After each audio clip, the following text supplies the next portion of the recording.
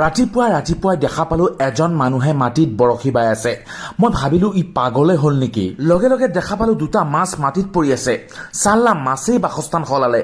বৰশী বোৱাজন পাগল নাছিল, মাছ দুটাহে পাগল। ইফালে কিছুমানে মেচিন লগাই পানী সিঁচি চাৰ খাৰ কৰি দিলে, কিন্তু মাছ নাপায়। মাছে যেতিয়া মাটিত ঘূৰা কৰিছে, পানী সিঁচিলে ক'তনো ঘটিটোত মাছ পাব। তাৰপিছত মাছৰ বজাৰৰ পৰা এক পোৱা মাছ কিনি আনি মোৰ স্নিফাৰ ডগকেইটাক খাব দিলো। সদায় ইহঁতে ইমান ফূৰ্তি কৰি মাছ খায়, কিন্তু আজি ইহঁতে মন মাৰি মাৰি খাওঁ নাখাওঁকে কিয় খাই আছে?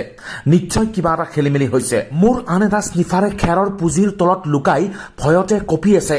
মই কলো, নকওঁ কিয়, কি হৈছে? সংবাদ মাধ্যমৰ বন্ধু এজনে জনোৱা মতে মোৰ দুটাকৈ স্নিফাৰ ডগ কিডনেপ হৈছে, আৰু মোৰ দুইটা স্নিফাৰ ডগক কিডনেপ কৰি কিডনেপাৰে নৃত্য গীত কৰি আছে। আৰু তাহাঁতে মোৰ দুইটা স্নিফাৰ ডগৰ ওপৰত ভয়ংকৰ অত্যাচাৰ কৰিছে।